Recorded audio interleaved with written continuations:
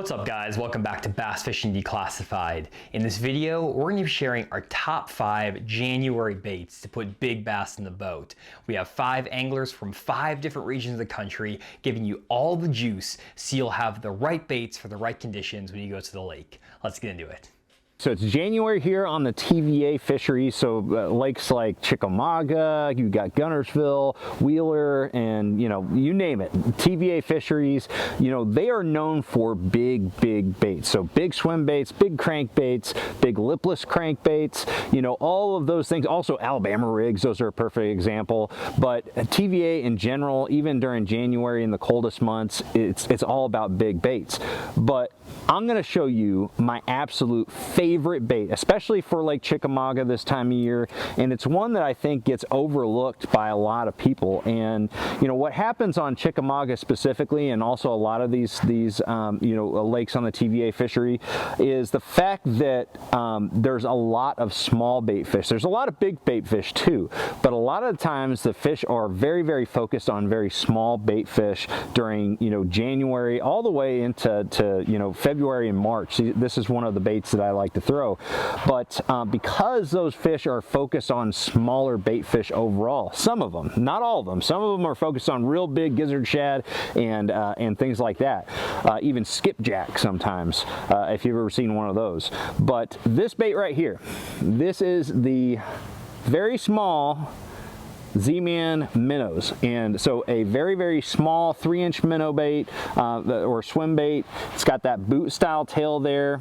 Okay, that tail creates a lot of tail action, a lot of movement, but it doesn't like shimmy the bait all that much. It actually just is kind of localized to the tail itself, so it's not like a ton of real wide action. And then I pair it with some type of jig head. This right here is a Z-Man finesse size jig head, and it's just a really good combination. But I love throwing this bait right here in a variety of conditions. In fact, I've caught them dragging them in deep water areas in 20 foot of water, just slowly dragging it like I would like a Ned rig or a shaky head or even a Carolina rig, believe it or not. But I've also caught them in dirt shallow water, 1-2 foot of water.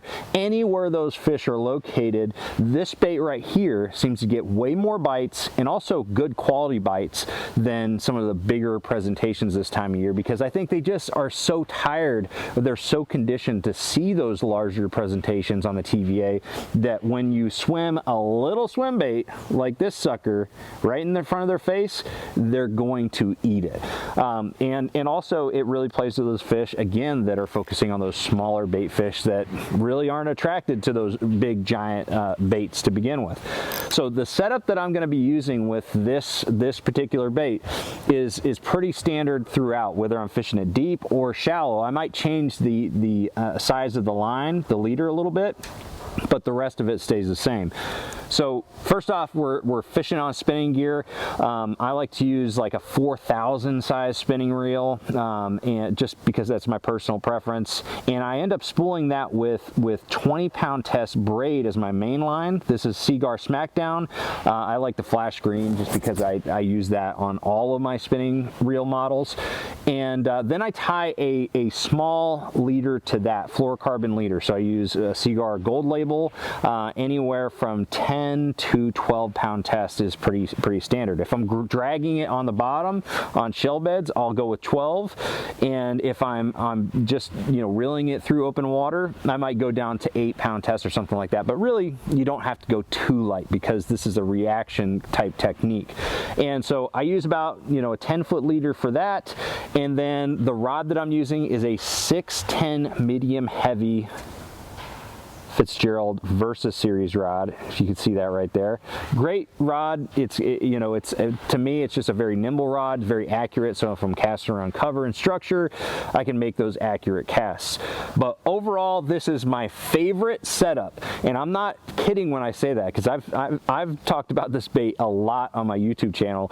But throwing this little minnows, this little swim bait, has caught me more fish anywhere from November all the way through March March than any other bait, even lipless crankbaits and you know, even the popular silver buddy on the TVA this time of year. Anyways, guys, this is a bite that you do not want to miss out on in January on the TVA.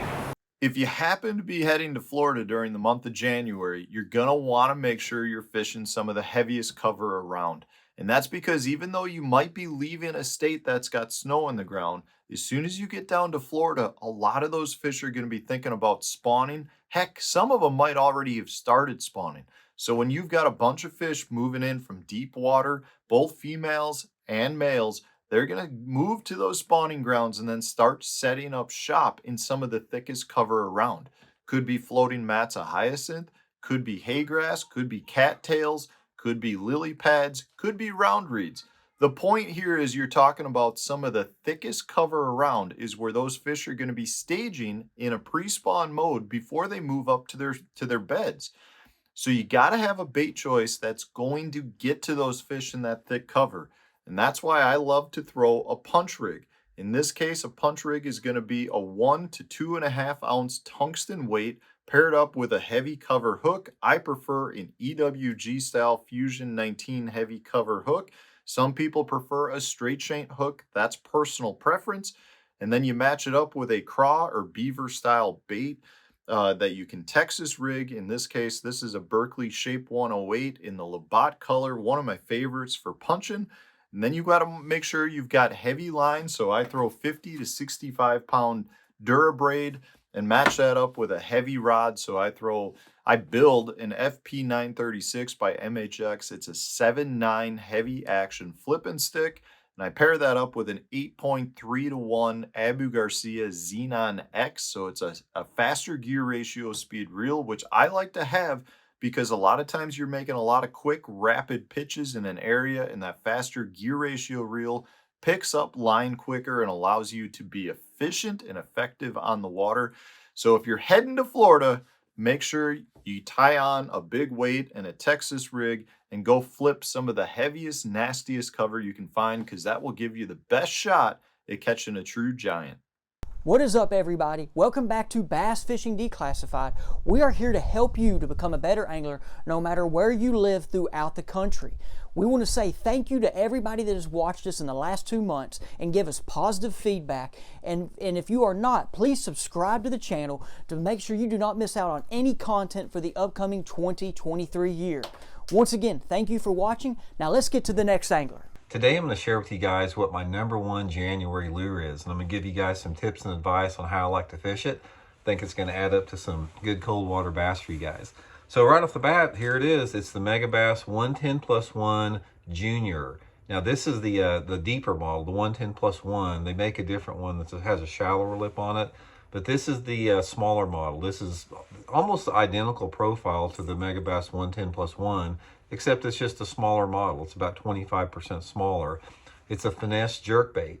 And guys, in the wintertime, one of the things that I can tell you for sure, as far as fishing jerkbaits for 50 years here in the Ozarks and all around the country, when that water temperature drops to its lowest point, and normally January around the country, you have the lowest water temperature you have in any lake that you're fishing. When your water gets down to its coldest point, they want a small jerkbait. I do much better on going, if I downsize to my smaller size jerkbaits, even smaller than the regular the Megabass Vision 110, and I go to the 110 Junior +1 here.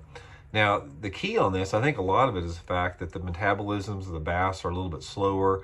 They're more finicky. They don't need to eat as much. The water's usually a little bit clearer than normal in January. Usually the water's a little bit lower. And all these factors combined just make for the fact that the bass just prefer a smaller bait. Now, the key on this thing is the first thing that you have to do is you have to fish this thing on light line and a spinning rod. Now, you could cast it on a bait caster, but it's so much more efficient with a spinning rod. I fish it 100% of the time on Seaguar & Vizx 6-pound test line. Now, 6-pound test line is critical for this bait because, number one, it allows you to make a longer cast with that lighter line, and it gets the bait down at its deepest point. If you try to fish this bait like on 10-pound test line and a bait caster like most people do, you're not going to get near as deep as you can with 6-pound test and the spinning rod. with 6-pound test and the spinning rod, I can get this bait down close to 10 foot deep, and probably on 10-pound test with a bait caster, since you're sacrificing distance and you have a larger line diameter, you're only going to get this bait down maybe 6, maybe 7 feet at the very most. So it's really important to get that jerk bait down as deep as you can during these cold water months. So this is my favorite, guys, Megabass 110 plus 1 Junior. Colors just completely depend upon the sky condition, the light intensity, and the water clarity. So I don't have like one favorite color, but I will tell you that if it's cloudy, I like some type of a flat finish. If it's sunny and bright out, I like a translucent finish. And those seems like it's a really good foundational as far as the color selection. Fish them slow, guys. Get them down deep and just barely twitch them, barely move them. Try to keep them at that deepest point as long as you can. Don't overwork the bait, and it's going to add up to some really good fish for you guys this January. So see y'all next time. Guys, Cortiana. Listen, taking a minute right now to talk to you about one of my favorite baits to throw in the month of January. More specifically, I'm talking about down south, it ain't froze over, and the fisheries that have grass. I love throwing these two baits. They are so easy to throw and they catch so many fish. You've got the Yum Swimming Dinger, and you've got the Yum Thumping Dinger. Again, so here's the swimming dinger out of the pack. You can notice the tail is a boot tail. It's like a swim bait, swimming dinger. So it's basically your Yum Dinger, your stick bait worm with a boot tail on the end of it. And the thumping dinger is much the same way, except it's got this different kind of swimming worm paddle tail. The difference in the action, the swimming dinger is gonna thump. It's gonna thump, thump, thump, thump, thump, thump, back and forth. While the thumping dinger is just gonna spin and go all over the place. It's got a lot more action on the tail end. Two very, very easy baits to throw. How do I rig those baits? Okay, both of them I rig exactly the same. I'm gonna take a 3/0 straight shank round bend hook. Okay, Eagle Claw makes a really good one that I like, but it's just a 3/0 straight shank round bend hook, and I'm gonna rig it with really, really light tungsten weights. So I'm going to throw a 1/8 or a 3/16 ounce tungsten weight. Let me show you these. This is important, this part. Okay. So obviously the size of the weight's important, but notice the colors. I've got a black one, a green one, and I've got this chrome one here that's unfinished.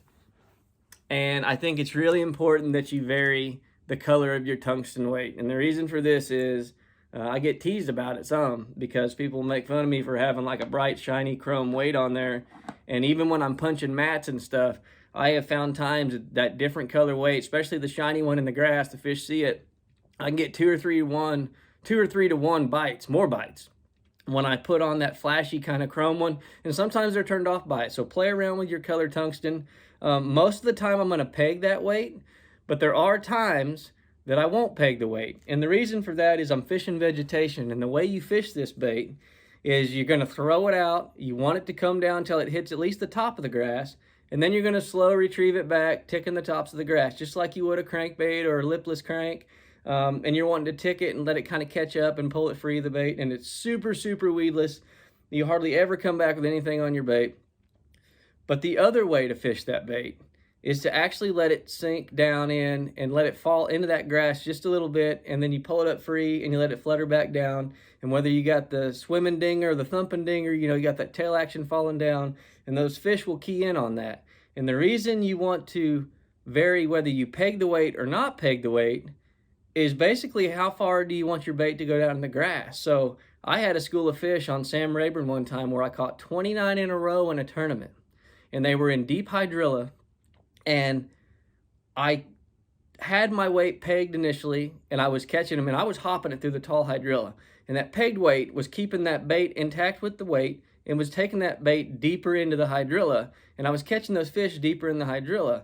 Well, I caught 29 in a row, kept catching them, and then I kind of quit getting bites, and I switched and I unpegged my weight. So now I've got my bait staying high on the grass, so the weight's falling down, but the bait's kind of catching up in the grass, and while the weight's sinking, and it has a totally different action, and it almost becomes like a Carolina rig as that weight sinks and the bait kind of free fall, floats and stops.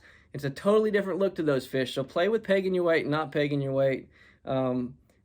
I rigged this on a 7.3 or a 7. I'd like it to have a 7.6, but at least a 7.3 foot rod, medium heavy or heavy, but medium heavy is the best.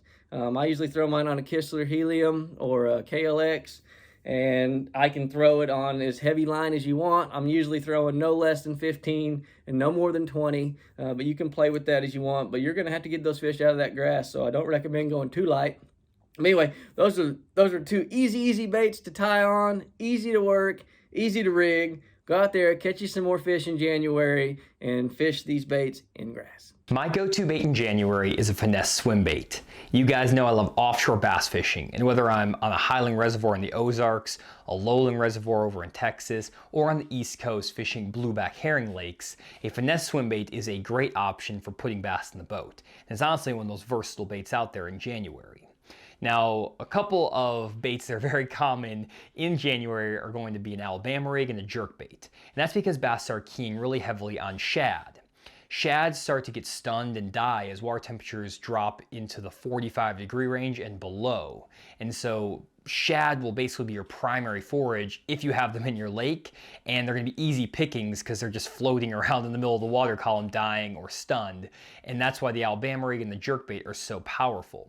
However, I feel like a lot of guys get sucked into that A-rig and jerkbait bite, and both those baits are a little bit more aggressive in terms of how you fish them. Therefore, a swim bait is a great alternative that a lot of guys are ignoring and basically just don't mess with because they get sucked into that jerkbait and the A-rig bite, and you can have these swim bait fish all to yourself. There are 3 ways I fish this swim bait in January that are all equally effective. The first is chasing schooling bass that are under the water and are herding shad out in the middle of ditches, drains, or in the middle of creek channels.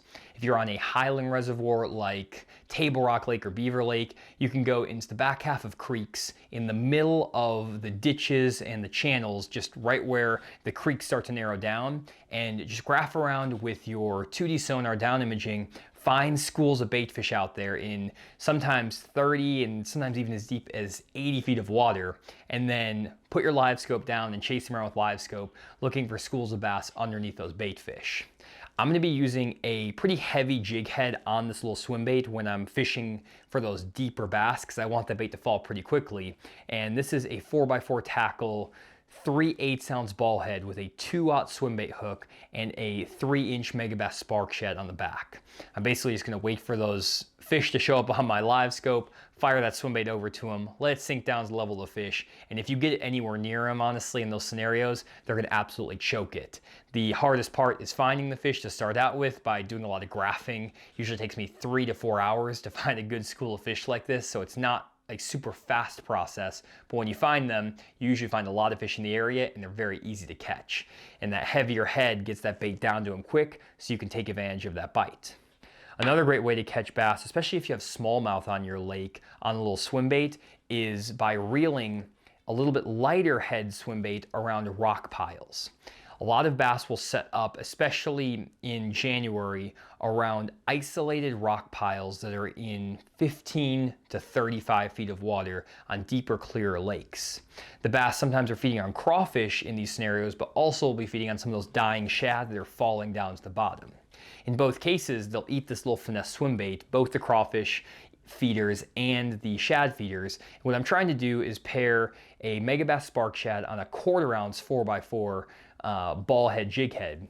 I'll then cast that bait out, let it sink all the way down to the bottom, and just barely crawl it through those rocks. And it's called scrubbing a swim bait. You're basically dragging that swim bait head and making contact with those rocks and just crawling it across the bottom. I'm going to reel it extremely slow, feel those rocks, and basically count every rock as that swim bait goes by.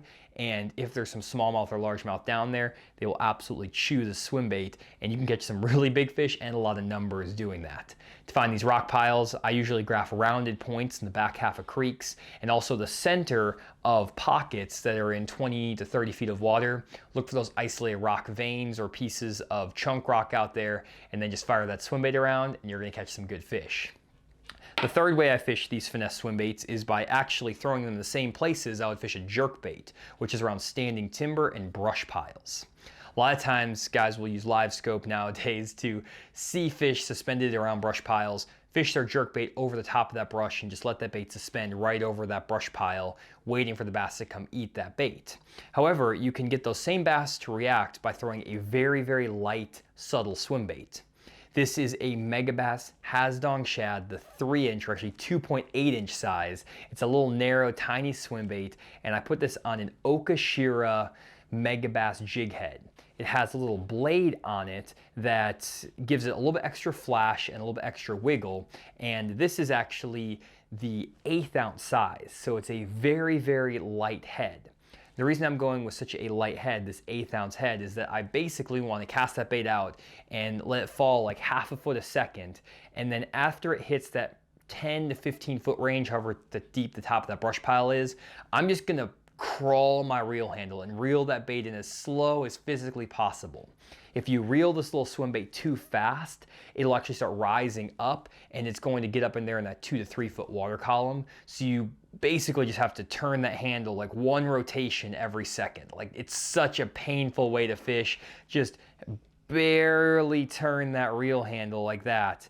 And I'm getting my bait hung up on the set behind you. But basically, I'm just barely reeling that bait over the top of that brush, and those bass just can't stand it. It's so interesting because I think they're used to just seeing the Alabama rigs, the jerk baits, those bigger profile baits, but when you get that little tiny swim bait that barely crawls over the top of that brush, they'll come out and absolutely choke it. Great way to catch pressure bass in January. For all of these swim baits, I'm throwing them on the same setup. I'm basically pairing this with a Denali Covert Light 7'2" medium heavy power fast action spinning rod.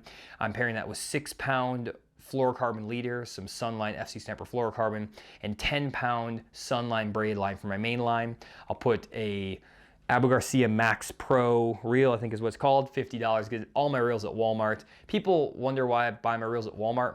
I live in Northwest Arkansas, which is the home of Walmart. I used to work with Walmart, so we have nice Walmarts here, so they have fishing reels and stuff like that. I don't know if there's reels in your Walmarts. Let me know. I feel like some people are like, I can't believe you buy reels at Walmart. That doesn't make sense. There's no way you actually do that. Our Walmarts are nice here. I don't know about you guys, so let me know in the comments. I don't know if I'm setting off a landmine with this comment, but kind of just curious, because I literally do buy all these reels at Walmart. Like, I have my groceries and I just pick up a fishing reel when I need a new one. So that's how I do it. But anyways, after that tangent, this rod here is really nice. It allows me to cast the bait pretty far with that 7'2" rod, but also gives me enough backbone to pull the fish away from cover when I'm fishing this light swimbait head around brush, or to cast this little bit heavier swimbait head, that 3/8 ounce head.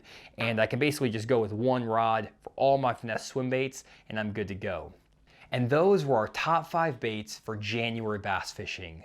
Let us know down in the comments below what your favorite bait was and which one you plan on trying on your local lake this January. Thanks for checking out this video, and we'll see you all next one.